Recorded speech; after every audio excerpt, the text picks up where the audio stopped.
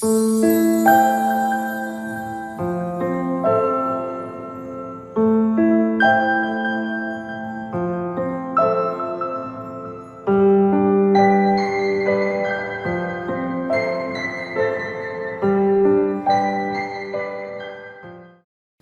welcome to my new video, guys. Thanks for checking this out. I do hope everyone's keeping safe at this very awkward time. Now, I'm going to jump into the Mana series.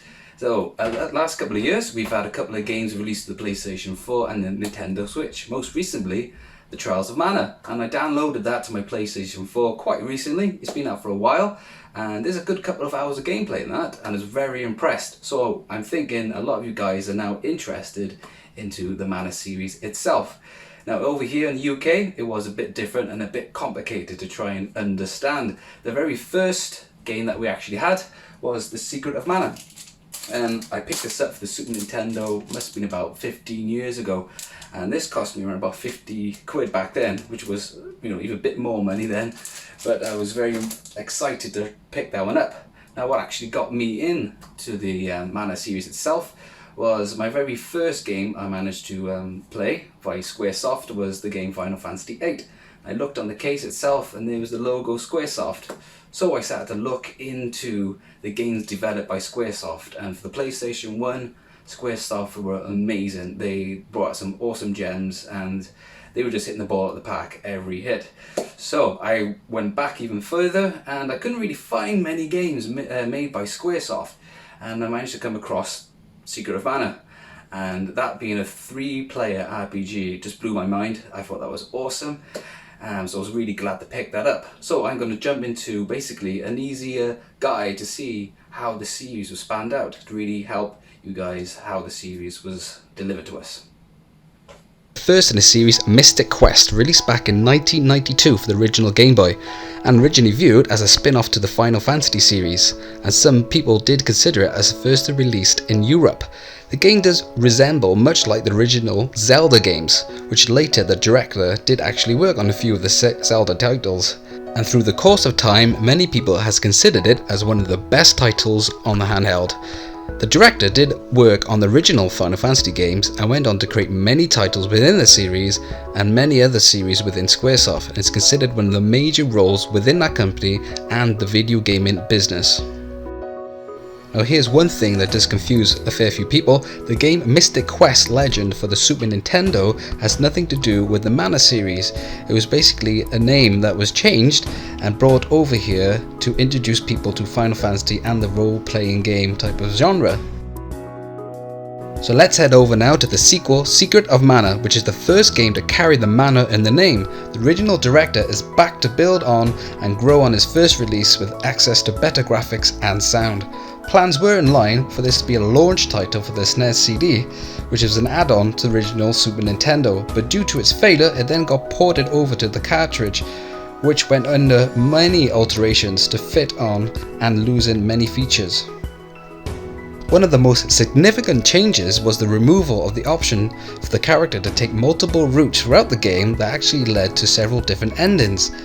The director has stated that the original story had a much of a darker tone, and it was estimated that up to 40% of the original planned game was dropped to actually meet the space limitations. The English translation for Secret of Mana was completed in only 30 days, just mere weeks after the Japanese release, which probably almost killed the translator. A large portion of the game script was actually cut out in the English localization due to the space limitation. Retranslations of the ROM made by fans and de-Japan it to actually bring a better English localization. The game was still received very well, with great ratings and high sales, becoming an instant classic.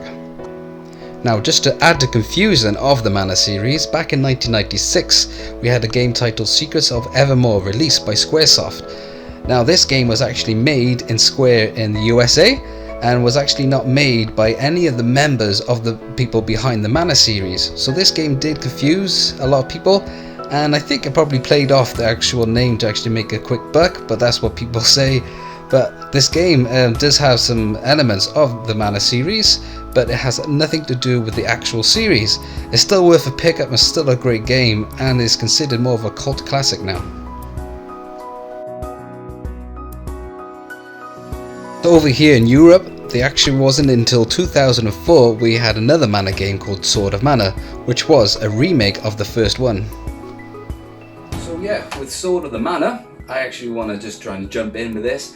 This was the first game I managed to pick up and buy with my own money.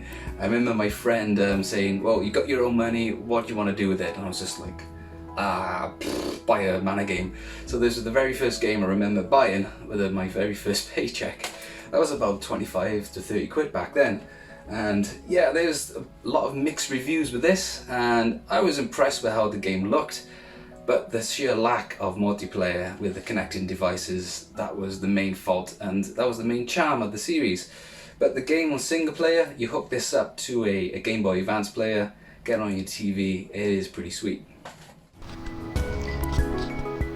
This remake for the Game Boy Advance expanded and modified the original version of Mystic Quest. The plot is modified to allow the player to follow the parallel stories of either the hero or the heroine, and the backstory and dialogue is expanded from the original. Again, the same director and the team were behind this, with the acceptation of new members, with Squaresoft merging with Enix and then becoming Sqaure Enix as we know today. The game was very well praised for the graphics and for the gameplay, with the enhancements of the original. Then in 2007, the Nintendo DX actually got two titles released to it, two Mana games that would actually spin off to the series.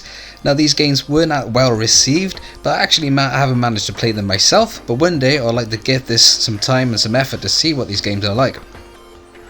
So let's head over now to Japan and see how they got their releases. So instead of the Mana series, it's actually called Seiken Densetsu.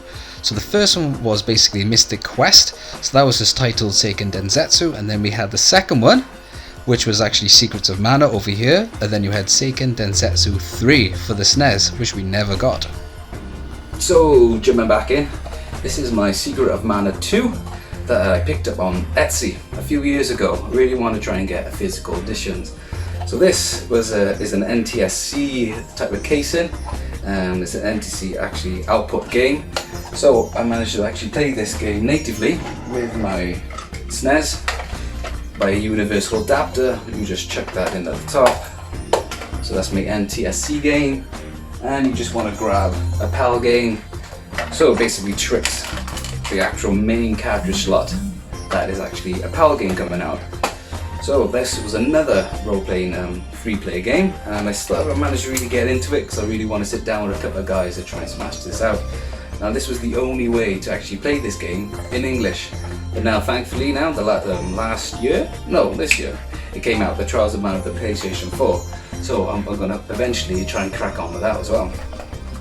So here we have all the releases in Japan, and we actually only managed to get 3 out of 6 releases from there, so that's why things can be a bit confusing.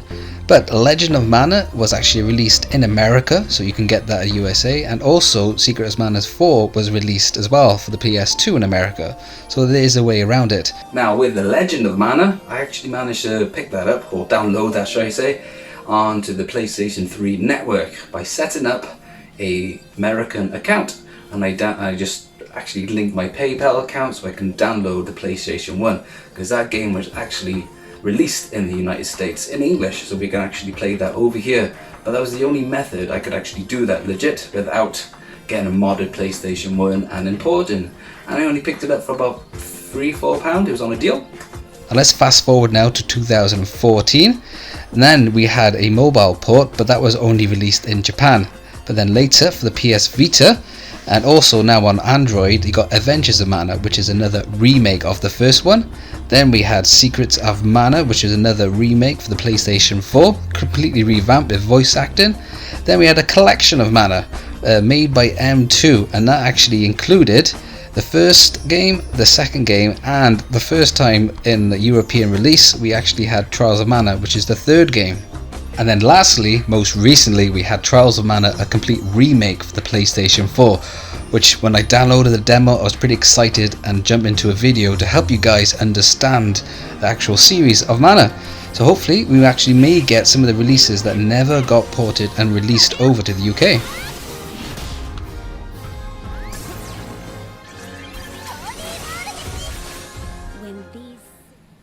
So thanks guys for watching this video. If you like this video, hit that button, click subscribe if you want to help and support my channel, and leave your comments below. I'm very interested in you guys actually into the Mana series itself, and looking forward to any more releases quite soon. So all the best and keep safe guys.